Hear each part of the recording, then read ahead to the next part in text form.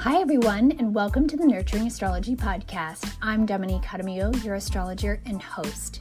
I believe astrology can fast-track personal growth, improve relationships, and empower parents.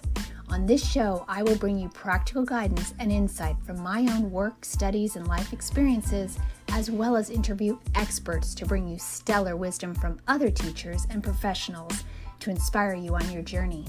I'm so glad you're here and thanks for tuning in. So sit back, enjoy the show, and be sure to follow, like, and subscribe to catch every new episode as soon as it drops. Your shares and reviews are also much appreciated to help more people benefit from nurturing astrology. Okay, let's dive into today's show.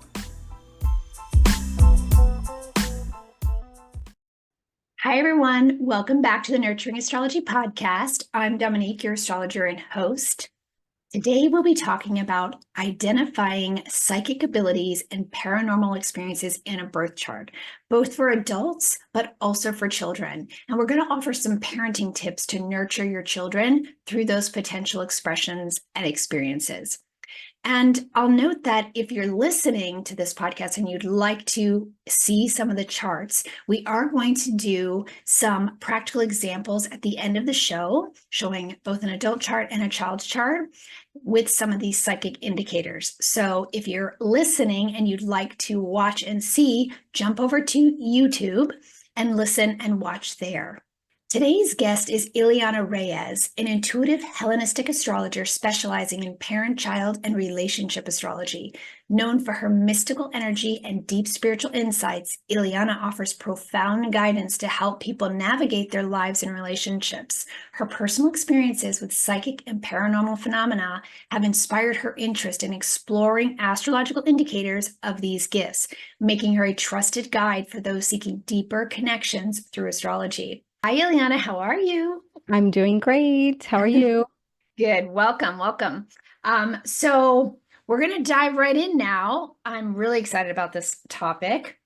First, can you share with us a bit about sort of your background, how you got into astrology, and specifically what brought you to this area of study and interest? Right. So astrology, I actually grew up with astrology as a child. I would see it on the TV, very televised. The very famous Walter Mercado, a Puerto Rican astrologer. Yep. And I was always very curious and very enamored by his looks and the way that he presented himself. Very Pisces energy. He had a lot. And I was just so intrigued at, what is he talking? What is all these signs? So I would ask and I would say, well, what's my sign? Because I was interested. And I was told that I was a Capricorn.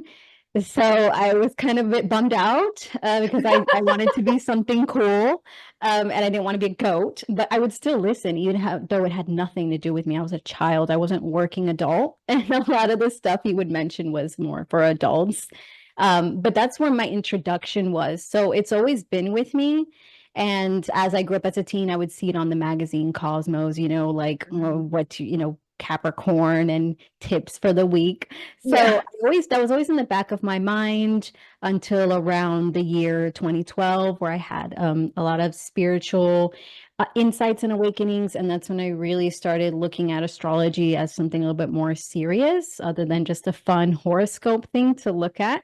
And in 2020, I believe 2015, when Pluto went into Capricorn, or 28, I'm sorry. That's where things started really transforming and changing for me. And then in 2015, it went conjunct to my sun. And that ever since then, it was like a never look back. It was like I'm going all in and I'm going to learn this to my obsessive level. And then I want to also be an astrologer. So it's kind of like the introduction to the whole astrology world. I felt like I was introduced to it so young too. Oh, yeah. That's a Thankfully. powerful transit for sure. Yeah, the Pluto. You were hooked in. So because of your experiences that also were sort of psychic or paranormal, those also kind of initiated during that time and set this in motion around this specific topic as well, like your curiosity around these things. Yes, just things that I have experienced personally. And as I got deeper into astrology, I began wondering, like, I wonder if I could see this in the chart because it shows me so much about myself. So then the curiosity came is, can I see these psychic experiences or these phenomena with sleep that I've been having? Can I see it in my chart? And that's kind of where I began diving in and looking into that and researching to see the connections. And I did actually, Oh, thankfully, find gosh, it. I'm And I love sure. it. Yeah. I'm sure. That is like, I think every astrologer's question, like anything happens or you experience anything or see anything, you're like, okay, where in the chart is that? Like, I'm sure that the astrology will show that. Right. It's kind of like a validation too. Like when you have a certain, like you said, a certain event that happens, you want to see what was transiting. Like I want to see it in the chart and see if all this is really as, crazy and amazing as I believe it to be. And there's just so much more confirmation when you look at it, at least for me. Yeah, I mean, it's very validating about Yeah. astrology as well, right? I mean, we Yeah. tend to learn astrology looking back that validates things and experiences, and therefore then gives us insight into how to navigate that cycle or things like that happening in the future, or like you, like having experiences and then being able to teach and support other people who may go through those same transits or have those same placements or experiences, right? Yes. Yeah. So it's kind of like a win-win when you're be able to look at everything and get those confirmations. But yeah, even with transits, you can look back and see how certain things manifested and why. And then I feel like you learn more too. So it's almost like you're learning on your own by studying your own chart. Absolutely. Always start there, right? Yes. All right, so this topic of psychic abilities in the birth chart. So if we just start looking at the birth chart first, like can you give us an overview of what we'll explore here today, and we'll go deeper on each thing, but just as an introduction, like what's the first place to look, or what are the overall important placements, houses, aspects, things like that to look for when identifying psychic abilities in a birth chart?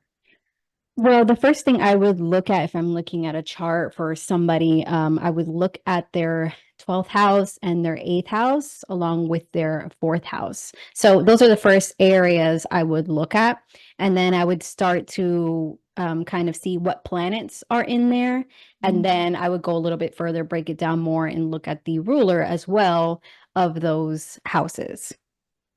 Gotcha. So the ruler, when you say the ruler of the houses, so whatever signs on the cusp of those houses, whatever planet is ruling that sign, you would look to see where that planet is in the chart and what it's Right. doing. Right. So, like, for example, the 12th house, if it was in Cancer, I would then go and look to see where the moon is at. Mhm. If it's in another water house, if there's a connection between those houses. So, you could have the ruler of the 12th in the 8th, and then the ruler of the 8th in the 12th. And that's like a double power connection between those two already, what's Mm, known as psychic houses or spiritual occult houses. that makes sense. Right. Okay. That makes sense. So would you say then that, so there's the houses, the rulers, then there's certain planets that also play into that. So I would imagine that would be also the planets that rule those houses naturally. So like Pluto, the moon, and Neptune.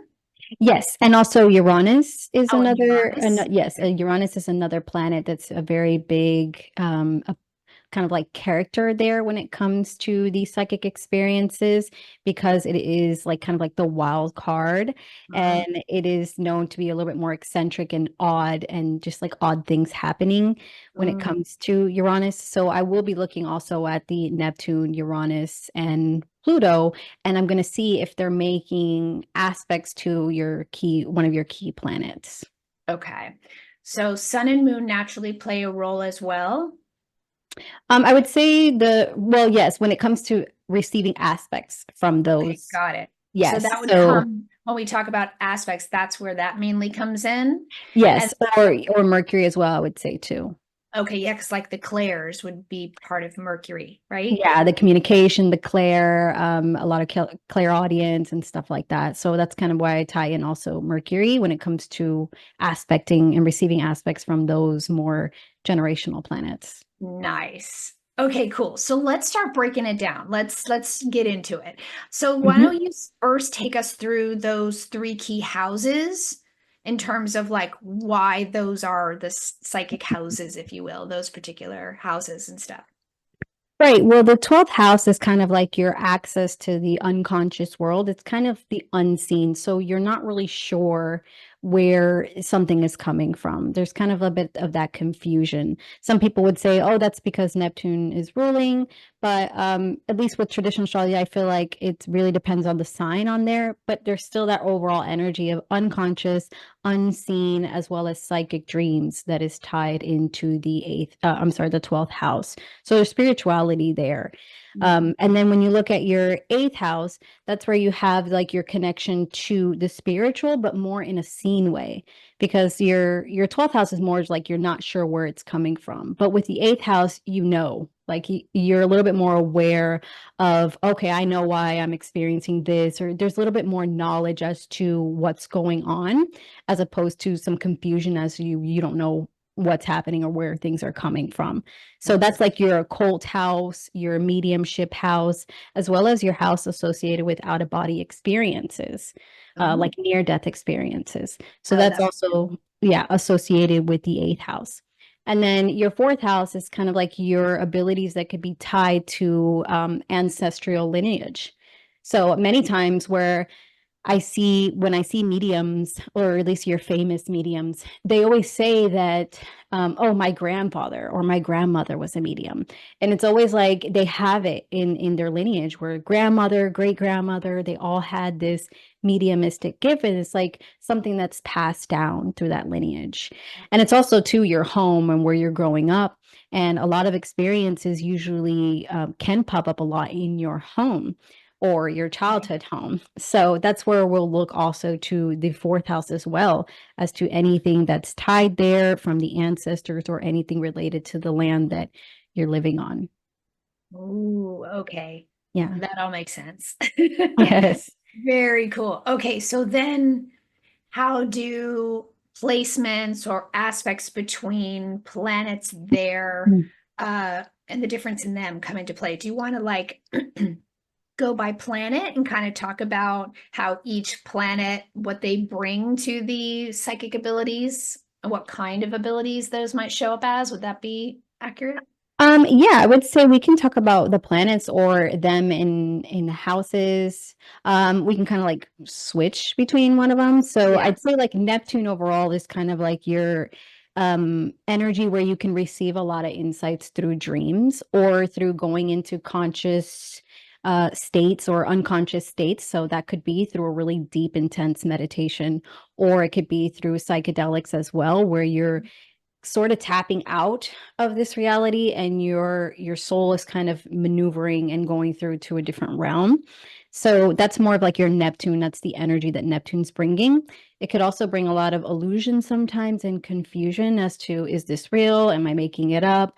But it also brings enlightenment too, to maybe, somebody who might be stubborn and not want to, but then it brings it in, it brings the illumination of, the reality that at least I believe that there's a lot more to our world than what we physically see with our eyes. Right. So that's your Neptune energy. That makes And sense. then Uranus is more of like that, like wild card. It's revolutionary and freedom seeking.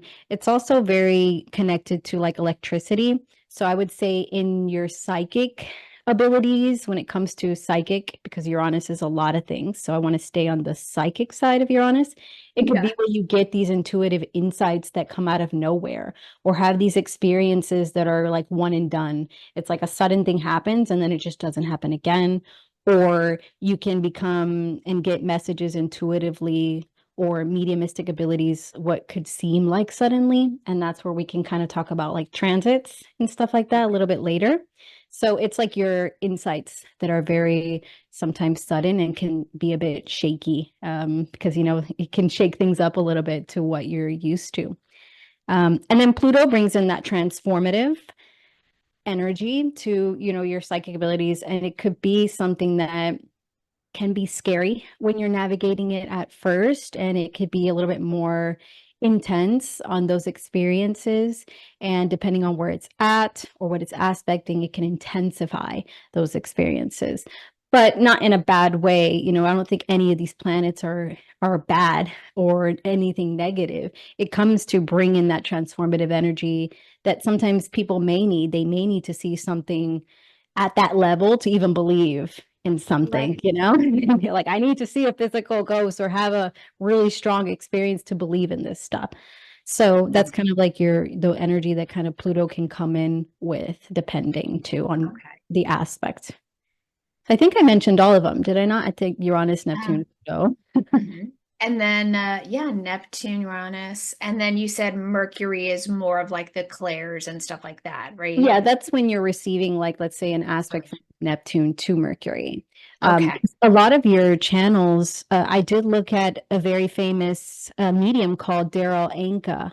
And Okay. Daryl he channels. So he receives messages through um, extraterrestrial or sort of like a more spiritual, higher consciousness. Oh, And he has an aspect between Mercury and his Neptune. And I believe it's a square. I wrote down here the notes, and he has a very interesting chart as well. So that's kind of like where you get and also with Uranus too, to his Mercury. So how he's okay. speaking and how he's channeling, you know, by speaking and talking and his mind, that's where you see that connection between Mercury as well as Neptune.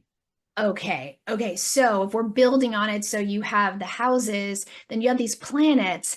So if you have, say, Neptune already in the 12th or Pluto already in the 8th, or, Mhm. those kinds of things, then that's already kind of doubling up, right?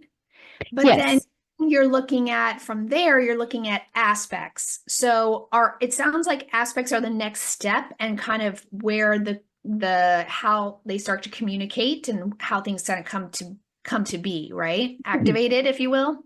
Yes, yes. And I do want to make sure that I let everyone know that it's not to say that if you don't have these aspects or if you don't have, you know, the moon in the eighth house, I really believe that everybody has the ability to Mm, be psychic and everybody has an intuitive good connection. point.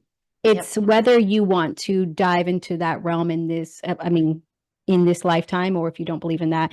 Either way, it's now and whether you want to connect to that or not. So that's everybody's free will to choose whether they want to be in that or not, or activate it in a way or not. So everybody has it. It's just kind of like, how easy is it for you to tap in? Is it like a fish in water, in salt water, where he's in his element, he's got a great environment and the water is perfect and he's able to navigate through it easily? Or is it a fish that's in a water that maybe it's not the water it prefers, and it could be a little bit more cloudier, a little bit more hard, takes a little bit more effort to navigate through it, but then you kind of like adapt to it and are able to connect more and more the more that you practice. So that's kind of like what I'm looking at is, are these connections making it easier for you, and where might it be easier? Is it Okay. easier with your connection in hearing or your connection, what you're sensing and feeling? And that's Okay. why I look to the aspects as well as the planet to see where it might flow easy for That each. makes total sense. Yeah. I love Mhm. that you mentioned that too about it. We all have those gifts and those abilities. It's just whether we really want to tap into them or not, or learn how to utilize those or see how they play out for us. Right. Yeah. There's some people that are very intuitive, but they're either they can be either afraid or very logical in the mind. Yeah. And then it's almost like they shut it out. Because my husband has a lot of placements as well, but he's more of the analytical, and I need like scientific proof. And if I don't see that proof, then I'm not even going to look at it. Like I'm not going to acknowledge it or Yeah. anything. So it's either like I'm interested, I'm going to look for it, or I'm going to shut it down. So it depends a lot, and you can see that too, the restriction there towards it, if that's something that somebody chooses to do or not. Yeah, that makes sense. That totally makes sense. And I think with children, if we're going to make that point too, which we'll get to, they may have these things or have transits or things or experiences when you're young, when we're still really close, that veil is like still really thin with young ones, right? So they may Right. have experiences that are very scary for them, and like they don't know what those are. And so you'll talk a little bit as we get into that about how to, take care of your child if they have these kinds of placements or experiences. And most parents, I'm sure, have had like, their child says something or sees something and immediately might trigger, oh, they might have these abilities or gifts. Mhm. And you're going to give us some insight down the line here too about how to nurture that and support that, if need Right. be. Yeah, I've seen a lot of videos on TikTok of like crazy, scary things my kid has said. And Yeah. you look at like the stuff that they say and it's pretty it's amazing. Like those things fascinate me, but I've always been fascinated by Yeah. this realm. So I just it's nice to see when other people have said, "Oh no, my kid have said or has seen things," and whether they dismiss it or not, it just really depends on the parent. So it's kind of like good tips to help the child Yes, navigate through it. absolutely. So, how do transits then, especially Uranus, Neptune, and Pluto, activate or trigger paranormal experiences or psychic awakenings in the chart? Can you speak more to that? Yes, because some people grow up and they grow up with these experiences already, where they see things as children. But I particularly didn't grow up seeing anything. I didn't experience much. I was very sensitive to my environment, and now that I look back, I'm like I was extremely sensitive to my environment. But I believe around the year 2003 is when I began having experiences in a home that I was living in, or my mom's home that she moved into. And I find it interesting that that's when Uranus went into the 12th house in Pisces, Oh, 20 or 2003 to the 2011. okay. So I looked at that transit and I'm like, that's right when my mom moved to this house. And that's when I started having experiences in her home. And very coincidentally, it was electric related. So Mm, it was more of things that were starting to turn on in the house, and it would only be at night. And it would be in the kitchen. It'd be like the blender would turn on. And I was just so tired and foggy that I just didn't think of anything. I just stood up and I went to the kitchen, I turned it off, and I went back to sleep. And then the next day, it would do the same thing. oh, And then I wow. think by the third night, I kind of was like, I woke up a little bit more and I was just kind of like, wait a minute, like, what is going on? Like, why is this blender? And it was so loud and nobody else could hear it. And I remember telling my mom, I'm like, Mom, like, you don't hear the blender at night? Like, it turns on every night at the same time. And she's like, well, maybe it's the electric thing. So I just found it weird that it was only that appliance at the same hour every night. And then I think a couple nights later, I just unplugged it. So before going to bed, I was always just unplugging the blender because I was already going to expect that that thing would turn on. So that started right on that Uranus transiting the 12th house. And it's kind of like you don't really know with that 12th house energy. It's unseen. You're not sure Right. really what's going on, Right. but it's got that electrical energy between like the Uranus, and then other experiences too in the house that weren't electricity related. But this is where things started happening paranormal for me, was right around that transit time all the way till 2008. So it was just like random events. Again, Uranus is just kind of like hit and miss. It's not a consistent everyday thing. It was just more of like a suddenly out of nowhere, something very odd would happen. And Gotcha. that's kind of like how I would navigate it. Just kind of like, okay, just random things happen sometimes, and that's it. Wow. And you just let those go. I mean, they're like here and gone, and like that never happened again after that time frame. No, no, I felt like it got a little bit worse where like my cat would kind of like freak out around the house, and I kind of felt like there was something on the bed with me. Like I went under the bed to retrieve my cat who ran under there, and then I heard somebody sit on the bed. And I like crawled out so fast and there was nobody in my room. So I really panicked and I was terrified because I knew that what I experienced, I knew what I heard, I knew what I felt. My cat was terrified, and I do believe that cats can really sense Oh yeah. things that aren't there. And he jolted underneath the bed for randomly out of nowhere. So it did keep happening. It just started happening in different circumstances. So like the blender and then the bed. And my niece said that she saw a little girl in the closet in that same house. And that was her only psychic experience. She said that it terrified her. And yeah, like a lot of things happened. So I'm not sure if it was the home or if it Okay. was just me because my niece also experienced something there too. It sounds like it was probably the location, and then Yeah, you both probably. probably had those, sensitivities to it. Hmm. Wow. So that's what I was going to ask next. Actually, you spoke to was that how astrology can reflect those encounters of the paranormal. you Mhm. know, and which astrological factors should we watch for that or that indicate that? But it sounds like with each of them, Uranus, it definitely can.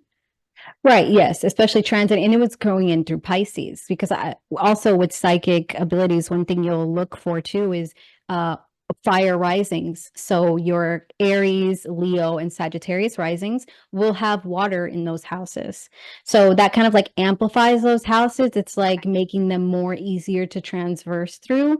And then especially if you have key planets in there like your sun or your moon, your Mercury in any of those water houses. So Uranus transiting in through that water house, Pisces, a water sign. I think it kind of made it a little bit more easier to navigate as opposed to it going through something that's, earth related or Right. any That makes total sign. sense. So if you naturally have water on those houses, it's kind of like that fish in a water, a comfort, like an ability, a natural ability to access and experience those things because it's kind of like the environment is ripe and perfect Yeah. for it.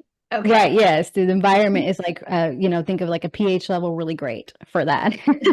So, and I also have, I can share here in a bit my own chart so we can look, but I also have other things Okay. planetary placed. But when I'm looking at transits, I think that's the first thing that I noticed because I'm thinking I didn't have any paranormal experiences until I was 13. So why is that? Why did at 13? So that's where I wanted to look at any transits that might have activated something. I got you. That makes sense. I was just going to say that because you can have placements, Mhm. but it may not actually amount to anything or have an experience until it's activated by a transit. Right. Yes. Yes. It Okay. kind of like activates also the aspects and things like that. So I think that's also important to look at too. Or Okay. progressions as well, but I don't want to go too deep because you can have a planet progress into an eighth house when you're looking at progressions. But that's something that I think in a reading, if you wanted to get like a psychic reading, I think that's something, at least me as an astrologer, I would look also at progressions to see if you've had a moon progress into a water sign or something like that, or Um, into eighth or 12th house. okay. Because that Good. could be something that happens between that time frame and then, it can never happen again, Got depending. you. Mhm. Oh, that makes sense. Yeah. So if something out of the blue happens or you experience something, you could look to the chart for when that happened to transits and also progressions to Mhm. see what kinds of things might be influencing that. And Yeah. also, you have these aspects in your chart that are really strong. Would that be indicative then of somebody who has these gifts and like would be a psychic medium? Or Mhm. would be able to do this kind of channeling and connection and actually helping other, people with this gift like you do? Yeah, because I don't see it as the transit ends and then that's it. You're done. You can't be psychic anymore. Yeah. Because I no longer have Uranus transiting my 12th. And I still experience a lot of my psychic things that I experience are electrical related and also dream related. So I still get a lot of experiences. It's like you said, like an activator. So since then, it's never stopped for me, at least. I've always experienced things So like occurring. it woke up in you when that transit Yes. happened, it woke it up for Right. you and that Mhm. it's there. Okay. And then also if you're, I guess, like you said, choice, free will to keep that line open and working with that or wanting to shut that down in some way. Yeah, yes, I think it's also your free will on whether what you want to do with that. My Mhm. mom encouraged me. She was like, "Well, you got to pray, and you have to like, just ignore it, and those are, you know, D words."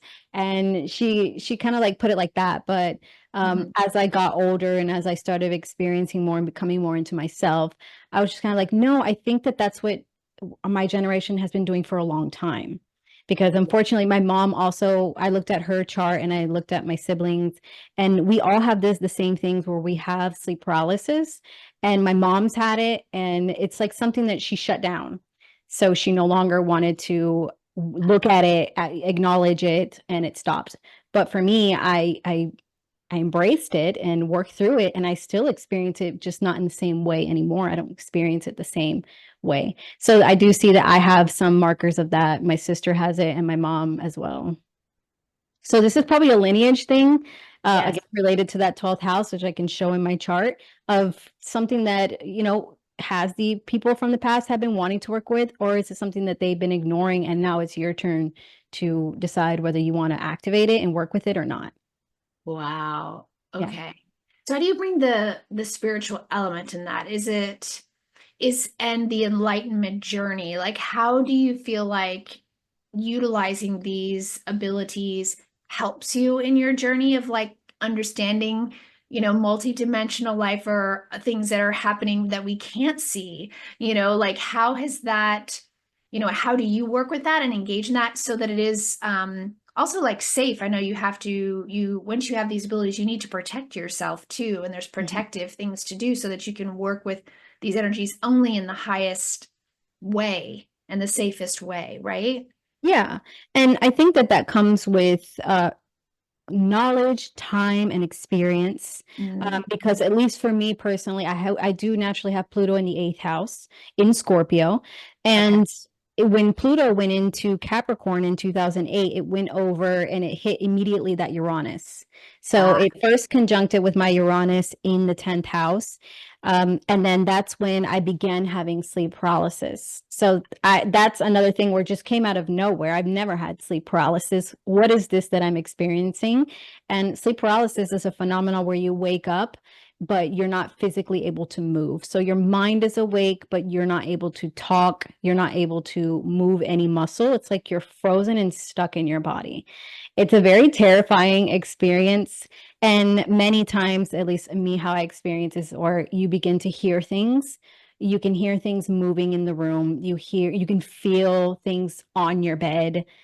But for me, I believe that with that Pluto, the intensity, it was more experienced as very terrifying. I would feel things shaking. I felt like something was shaking my bed. I could hear things moving around me.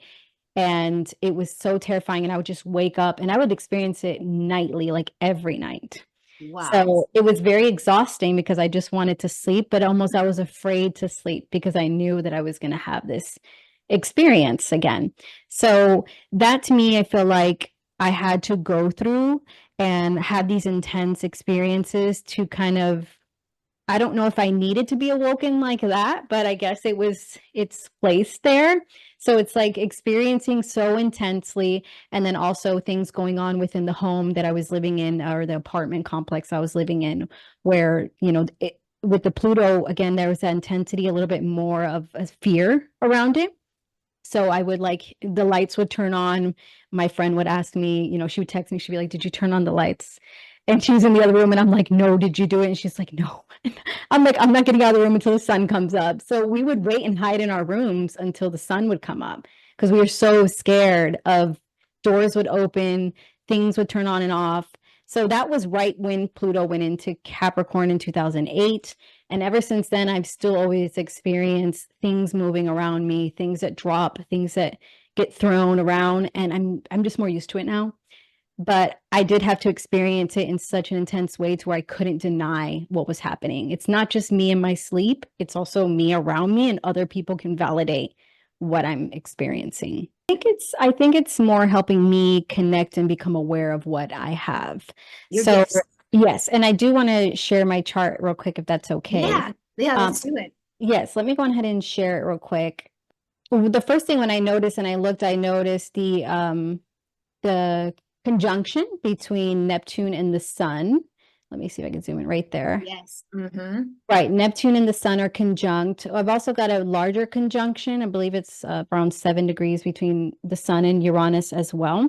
Mm-hmm. So to me, it's more about realizing that I've always been extremely sensitive to my environment and to people that I'm with, as well as having these experiences.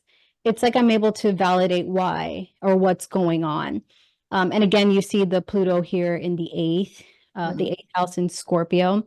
And then also, I believe that it's lineage related because the ruler here of the 12th is in the Yep. fourth house of Yep. Cancer. And I believe that I'm able to explore it, at least me personally, and kind of like have a better experience in this lifetime because it is exalted in the sign of Cancer. So I Yes. feel like I've received a gift, but I've also received a helping hand. So it's almost like your ancestors are like, we'll give you this, but we're also going to give you the tools and we're going to be there to help you. So you're not going to be, just given this and then you don't know what to do with it. At least that's my personal belief. I believe that my ancestors, this has been passed down to me and I'm able to navigate it a little bit more easier or with more of your healing energy because the Jupiter is exalted there in Cancer. And there's that Chiron there that brings like that Yeah. the wounded. So this is something that may have been rejected in the lineage because that's the way my mother has done it, my grandmother. And I've noticed that a lot of the women in my family are highly intuitive, but they've all have not wanted to connect with that and Mhm. have sort of demonized it and seen it as something very bad to look at or tap into. So Interesting.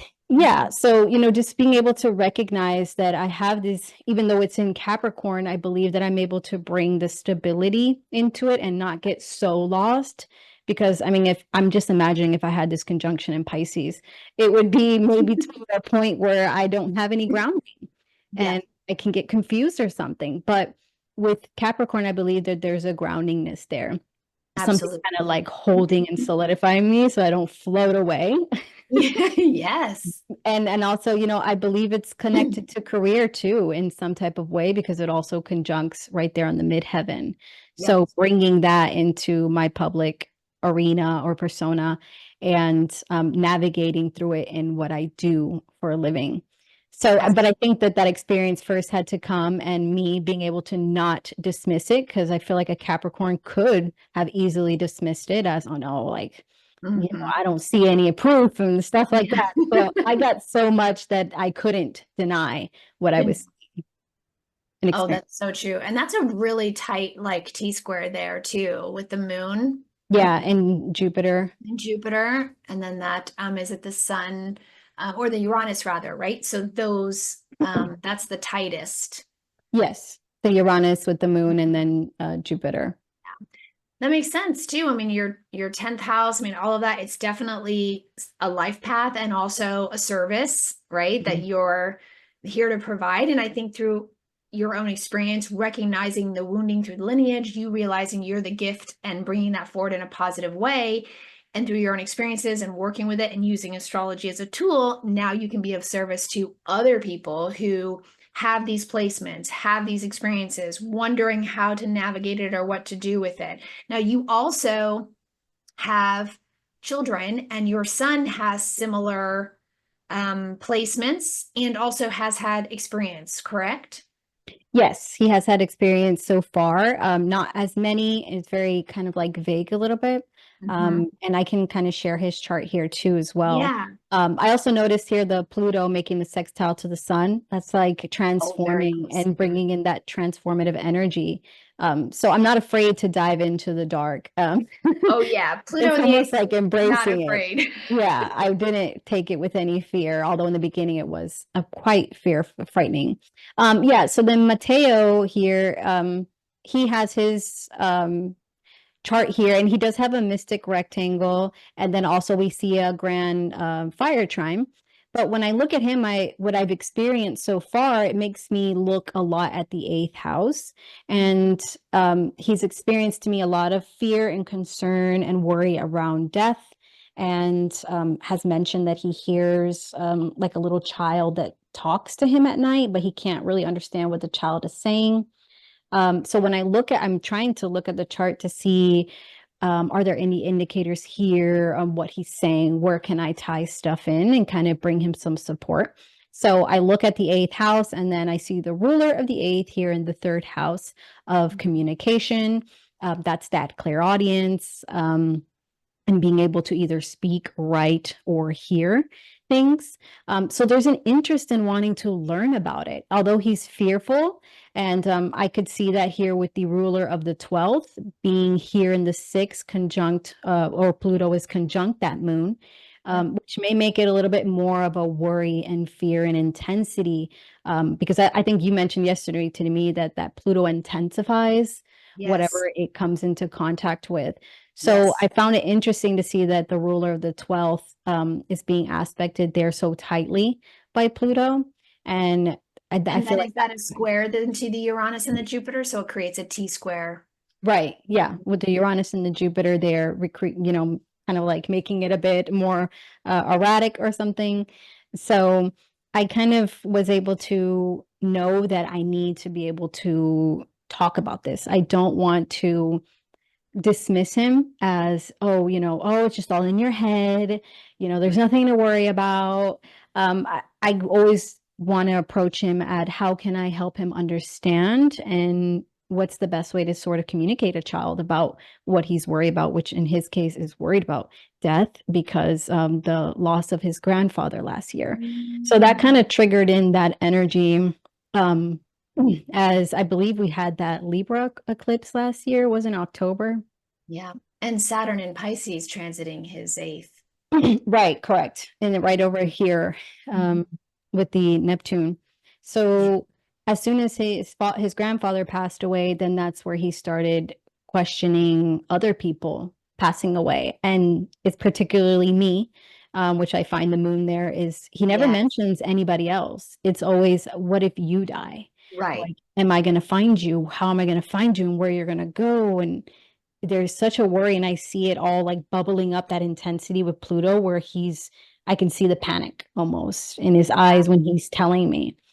So being able to bring in some groundingness with the Pluto where I help him to let's take some deep breaths. I know this is a scary topic. And I found a way to help him kind of see, at least me. Um, I can help him in my own way because he has Scorpio in the fourth. And he's receiving a trine from Neptune to the IC. And that's where that mystical triangle hits. Yeah. So that's like me bringing it to home, bringing in and solidifying some spiritual practices or psychic, intuitive gifts that I'm able to help him hone in on with that connection there. So I kind of tell him that I speak to my father with Mhm. using a candle. So my father has passed, and I usually sometimes talk to him by looking, lighting a candle, and I speak. And I showed him, I'm like, look, they're always with us. They're not gone, and there's no disconnect. And he's just in a different form. So we brought a candle together, and I showed him how when I speak, the candle, can move itself a certain way if I ask it to become really straight, or I ask my father, can you make the candle, really long and really tall for me? And it goes from like flapping wildly to all of a sudden stopping and getting extremely tall. And just doing that really settled his mind. I think that I needed to bring a more grounding experience. I'd use fire to do that. But I found that he was able to understand it that way because he's so young. If I show it in a way and present it to him, of course, is Virgo here too, where they want to see and a little bit more analytical. So I found that doing that really helped him because he did kind of relax, and he's like, okay, so he's still around. He's not gone forever. And he's just, in a different realm, which will all be together. So Yeah. we're not losing each other. And you're not going to lose mommy. So that really helped calm him down, at least from that state that he was at. It brought him way more down. Oh yeah, I'm sure. Wow, what a gift you are to him too. I mean, clearly this is like part of your lineage, but like he has water on all those key houses. He has Neptune, he has Jupiter. So there's definitely those indicators for him. And Right. so here you have the ability to help him hone his own gifts if they are something that he, chooses to, or at least to help him navigate those fears and uncertainties in a positive way. Do you have other practical tips for parents on what kind of tools or tips would you offer them if their children are experiencing this, whether they know astrology or not? Come to you for one. Yes. So, like, for example, I can show here another child, and I Okay. kind of gave some tips here Okay. with this child who has a grand water trine. Okay, Okay. yeah. So we do have the mystic rectangle again Mm, here, and then we have a grand water trine. So that's involving the moon here in Cancer, Jupiter here in Scorpio, and then Neptune in Pisces oh between wow. daily routine tasks. We're looking at the second house of resources, and we're also looking at possibly career because there is a conjunction there. But that's something that is we won't see in childhood. Yeah. But they're still there to the moon, so their emotions and Yeah. their connection with their mother. So Now, with with this the one, sun in the 12th, this child may oh, not be wanting to do that as a career per se, or in the limelight per se, but maybe behind the scenes, really like helping other people or doing that, you know? well, it's good because the sun there is making a sextile to Wow. the midheaven. So that Yeah. might be something that older he might actually want to help others in a healing type of way. Yeah. So in institutions, maybe hospital or something like that, because Yeah. we have it touching the not only the midheaven but also the moon. So we want to see Yeah. the ruler there. And But that's obviously, more, yeah, we want to get off topic.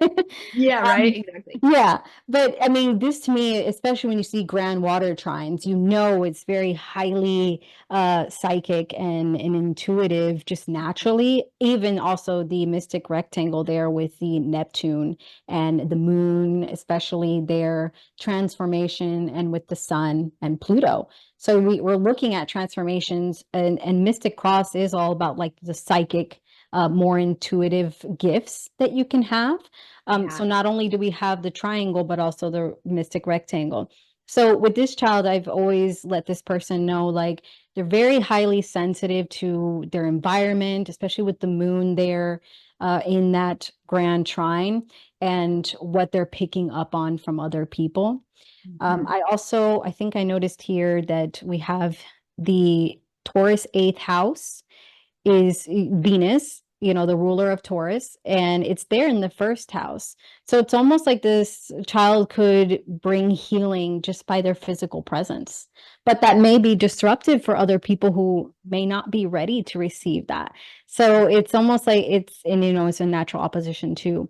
So, here I'm seeing like you want to really make sure that the environment that you provide for the child is something that is kind of like helping. So, at least for me personally, and I ask, of course, if they're interested in kind of like keeping selenite slabs or selenite crystals because they're very cleansing. It's a cleansing crystal, and just having one right at the bedside, and you can have like a flat slab, Mhm. and just kind of like having them hold it for a little bit, and that really helps them to kind of like cleanse out everything that they're soaking in from the day. Um, as well as, and this is just crystal related, something that's grounding. And because you have so much of this intuitiveness and abilities, you want to make sure that you're grounding yourself and helping your child ground themselves. So teaching them, hold on to, a black, this one is a obsidian or a tourmaline, and just kind of like holding it on into the left hand and just kind of like holding that for a little bit. So I bring in those type of things, or I give those tips. Nice. And I also mentioned like a Himalayan salt lamp, which I have in the back, Yep. I have one which here too. has, yeah, those ions, and I believe it's the negative ions where you're able to cleanse the space that they're in. So at least that's something that you are able to do as a parent, and it's under your control of your home and or their bedroom, and how to help them at least physically, especially with the first house there in the eighth connection. Mhm. You might be picking up a lot in your own physical presence. So that would be something that I would mention first to do with the child, because they're so young. I wouldn't want to bring these big topics to a small Yeah. mind. There's Yes, not of much course. that you can do to kind of communicate, but you can help them know what their feelings are versus Right. other feelings. So, are you feeling sad because your friend is sad, or are you sad? So, Mm. just kind of helping them differentiate between, am I picking up somebody else's stuff or is this mine? Um, yeah, that's something that I bring in, and also teaching them to, and kids are really great at visualizing. So visualize yourself a white bubble that keeps you protected and safe. That's your first thing that you hear in a lot of meditations. Oh, Yep. just, vision a white light around you. And Yep. kids can really be really great at that. Oh, yeah. Yeah, and also I would say like being able to draw things out using art and creativity. So if you don't want to talk about anything that you might experience and you're too scared, can you draw a picture for mommy, or can you draw out what you're feeling, or what you saw or what you're experiencing, and kind of give them an outlet to talk about it, or just at least get it out. So again, there's this emphasis on not rejecting anything that they may experience, but giving them an outlet to express it without dismissing it. And with this one particularly, the Mercury right at 29 degrees. This parent has told me that the child speaks like way older than their age. Mhm. So there is an ability to communicate here, and And the it's trine to also, Saturn too. Yeah. yeah, the trine to Saturn, and then Uranus there. Uranus bringing in also probably some psychic insights or just sudden things that could come up intuitively. So just if that does occur, don't I would encourage not to dismiss that. Absolutely. Mm. Wow, those are really good insights. And I think that the things that were popping in my mind as I was listening to that too were a number of things.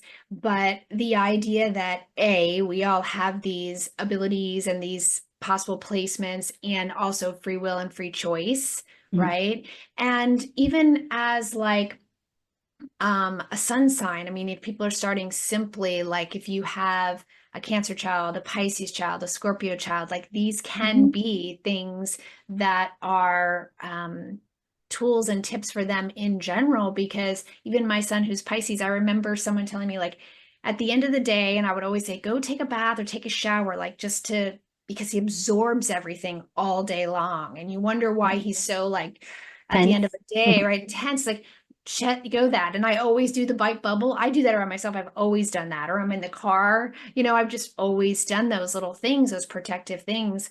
Um, and those ways of grounding, love the crystals and having those around. And again, not even for the child to have to explain those big concepts, but just give them those basic things that can help them and those tools that they Mm. can, work with.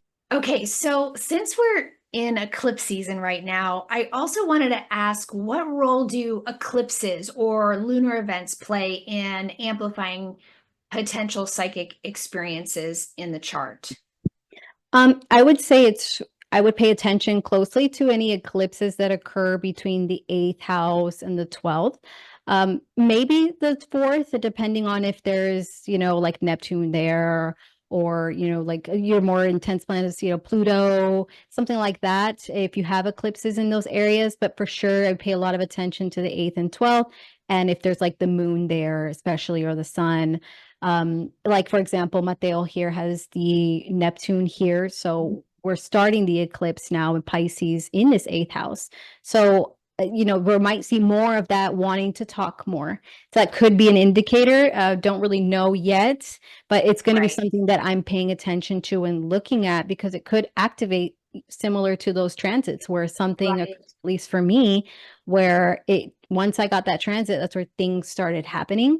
So it's not to like fear monger or say something's going to happen that's, scary experience for Right. them. It could just be something where, at least for him, he might want to talk about it more with me, or he might have an experience where he might want me to reassure him with that Pluto there, and kind of like something that I can expect, at least knowing and looking now that I have some plans and some things that I can set aside just in case that happens. So I would say, yeah, any transits, or I'm sorry, eclipses there to the 8th and 12th, I would definitely look at, especially if you have those key planets there. And Yeah. for sure, a lot if it's a water too. Yeah, that makes sense too. It kind of like the eclipses could wake something up.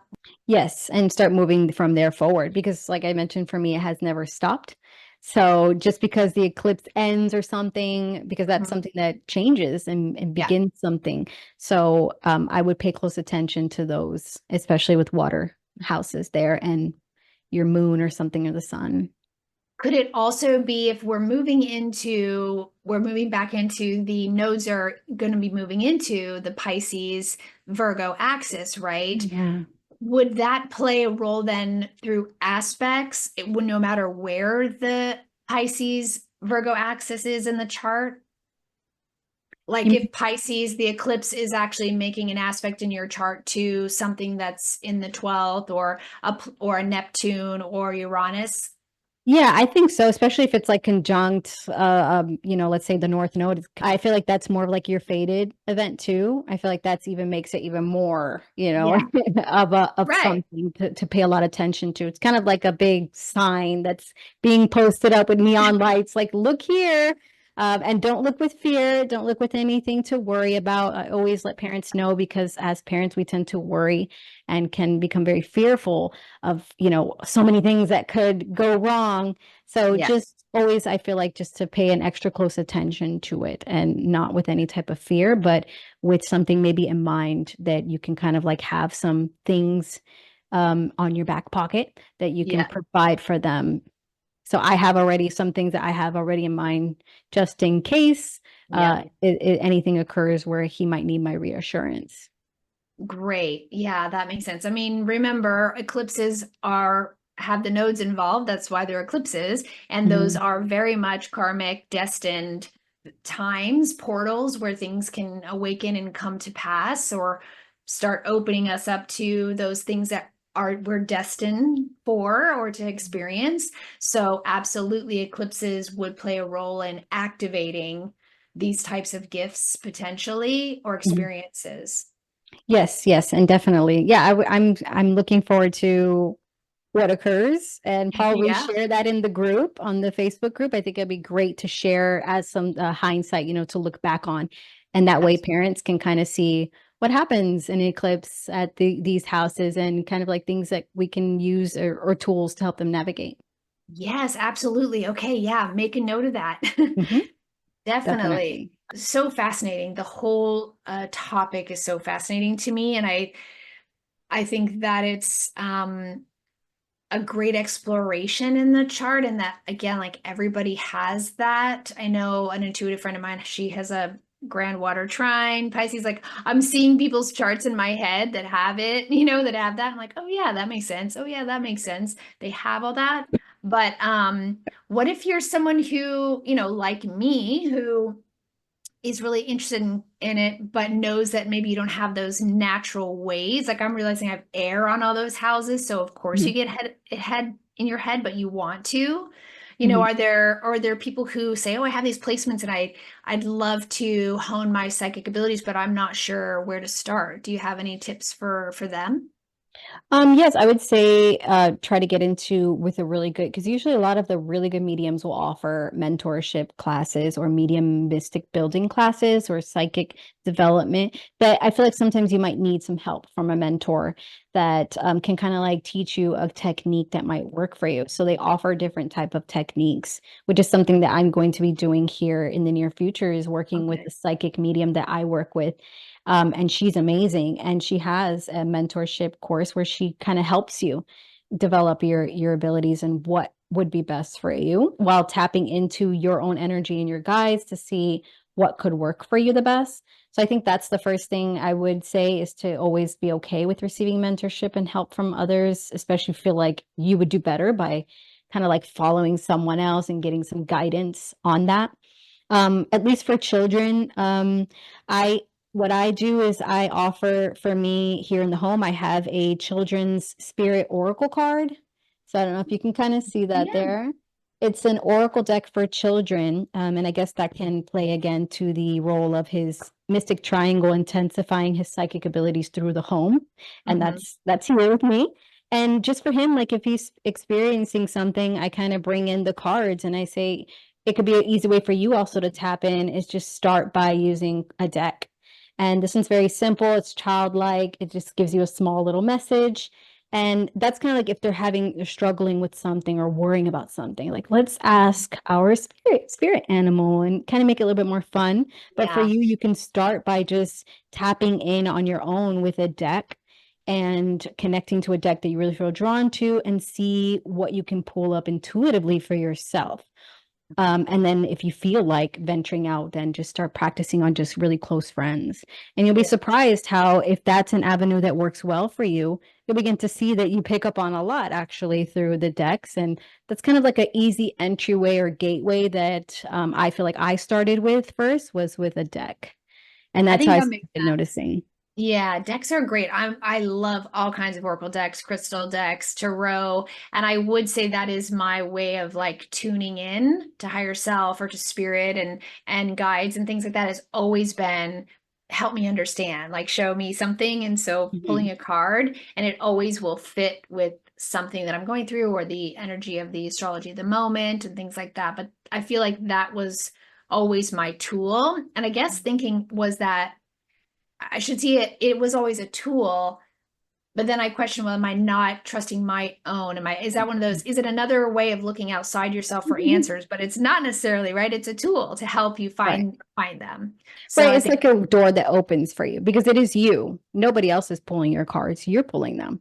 So it right. is you. I think it's just also where you get into your head and you're like, am I using something else? Like, is Yeah. this my intuition?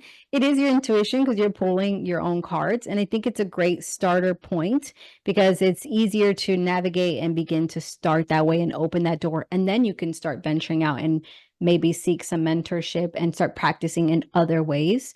Yeah. I personally had done a channel for my medium. She had me practice on her and she had me paint because I told her I like painting. She's like, I want you to paint me anything that comes to you. Don't think about it. Don't get in your head. Just paint.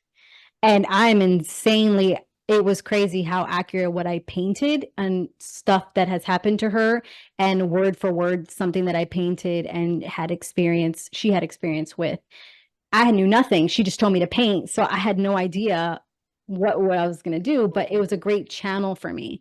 And that's something that I would have never thought of if she wouldn't have told me, I think this will be a great way for you to start exploring is use your paint, use that Neptune energy that you have. And that's a good way for you to begin. So Ooh. yeah, I think that aspects help you see because my aspect with Neptune helps me know like, hey, something water, something creative. It could be painting or art that I can begin to start developing more and more of my abilities without questioning too much on, am I doing the right thing? Is this correct? Am I Right. right? So yeah, Yeah. I think it's just looking at the aspect to see which way might work best for you.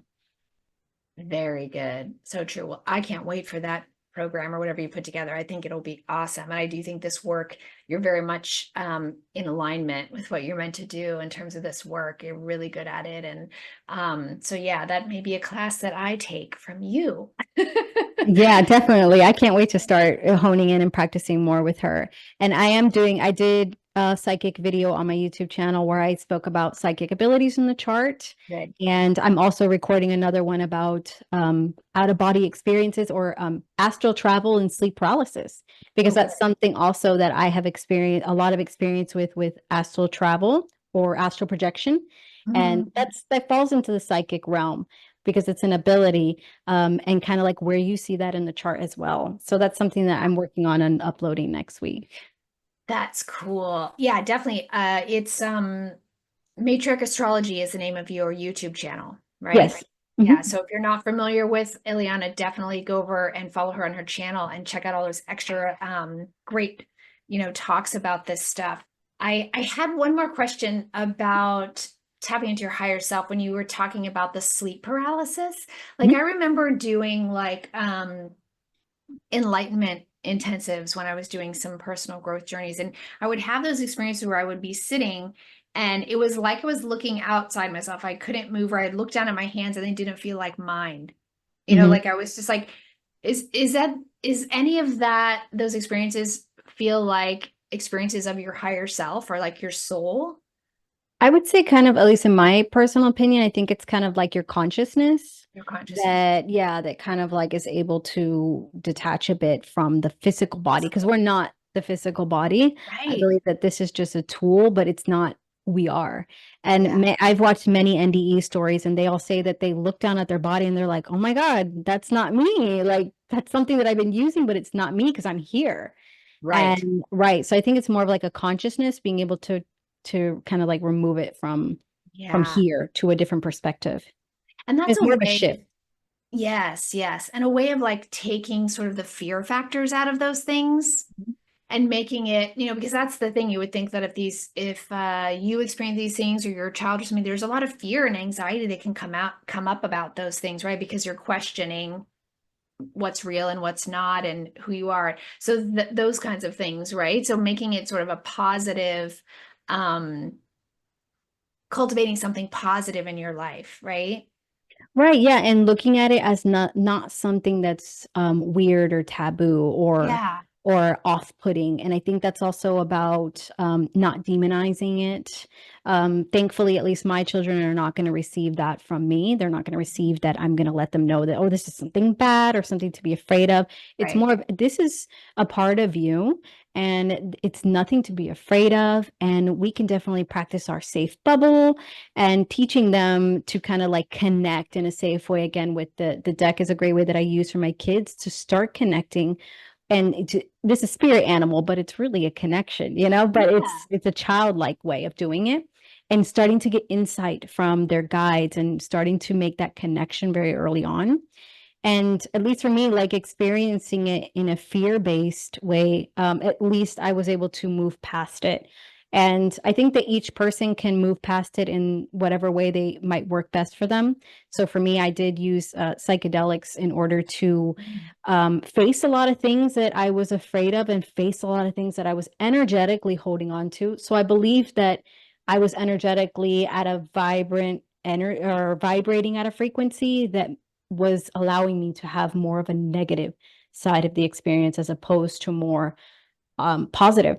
So once I began to work with that and I did a lot of healing through those medicines, then I started having more of an astral projection. So it was no longer sleep paralysis, something in my room. It began more like, oh, I'm here in this state, like I'm gonna like roll out. So that's kind of the way I put it, because that's how I leave my body. I feel like I'm rolling out and I'm able to explore without that fear of like, there's something here, something's gonna get me. And I think that that's what keeps people at bay a lot, is just they're afraid that something's gonna get them or that their soul's gonna be compromised in some type of way, and not demonizing it. So kind of like approaching it that way, on what way will you feel safe? Yeah, that's a good point. Okay, Ileana, this is awesome. This has been an awesome chat, and I feel like we could probably do a lot more. And I have so many thoughts about it. But just in sort of closing, since we've talked about some of the basic identifiers and given some examples, what are your final thoughts you want to leave with people today, or a final tip or message for parents or anyone sort of looking into the psychic abilities in the chart or experiences they may be having? So what would you sort of conclude or offer as a final thought? I think as a final thought, the first thing I would do is try to look to see their chart to see if they have one of the big major ones that make it a little bit easier. So I would say look to see if the moon is in the eighth especially, the strongest, or if your sun isn't, they have the sun in the 12th or the eighth, Mercury in either one of those as well, and see if those are water houses, and also see if the sun or moon are receiving aspects from Neptune and Uranus especially, and then also Pluto as well, because Okay. that will be your first ones that you want to look at to see, to even acknowledge anything Yeah. that you're talking about. Okay. And my big thing would be to make sure you always reassure their safety to them, because with this, a child may shut it down very early, which we've seen a lot of instances of where a parent or people say when they grow up, oh, I had these experiences and it's almost like I shut it off and I was too afraid. I've had an experience of a child who had that in the first house, Neptune in the first, and got afraid of that experience and very fearful of it and doesn't want to experience any type of paranormal thing. So we want to always validate their feelings and make sure that they feel heard and they're being acknowledged on what is occurring, and then also allow them to, or reassure them, their safety. And you can do that again by the visualization and teach them to start to visualize a white bubble around them. You can begin to give them crystals to sleep with. My children have one if they have a nightmare or something, and start teaching them a lot of different practicing grounding techniques or cleansing techniques. However you want to go about it on your own home, these are just examples of things that you can use. So just making sure that you're always letting them know that they are safe and that this is nothing to be afraid of, and that it's just a natural part of who they are, and it's a gift. And maybe if rewording it that way might be a little bit better or easily received. So again, it goes by a basis on the chart. So it's really going to depend. I would really always suggest that if you see this in a child's chart, it's best to get a child chart reading, because there's so much that I don't want anybody to worry or get afraid if they see anything and you don't have the adequate information, because you can't see everything else that you could get info on if you get a chart reading. So if you see any of Great. these high indicators, I would always suggest a child chart reading so that you can get a little bit more insight on that. So just always just validate their emotions and their feelings, and to make sure that they know that they're safe. Absolutely. And I was going to say the same thing. I was like, I think a chart reading, this is where would definitely be helpful because you might not be able to see all those things and Right. know what to do or how to best nurture your child through something like that. So I was Right. going to suggest that too. So where can everyone find you if they want to reach out to you for readings, for these or themselves?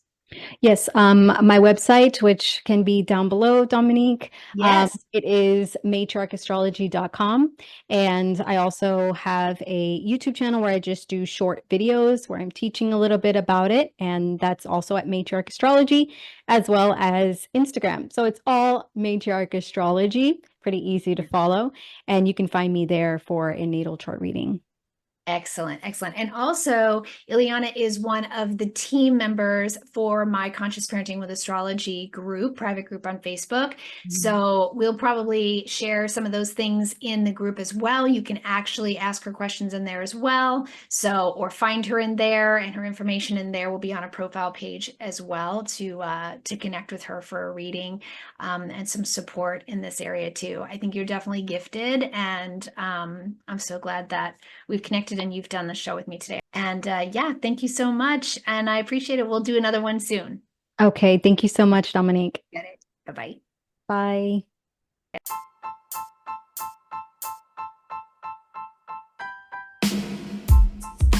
Thanks for listening, and I hope you gained some great astrology insight and inspiration from today's show. I'd love to hear, so drop me a comment or share in a review. Check out the show notes for all the details and links about today's episode, how you can connect with me on social or work with me directly. And don't forget to like, follow, and subscribe. Oh, and for my moms out there, be sure to join my private Conscious Parenting with Astrology Moms group on Facebook. Come join a growing community of like-minded mamas supporting each other in the hardest job in the world with the help of astrology. Hope to see you over there. Take care and keep nurturing the nature, friends. I'll see you on the next episode.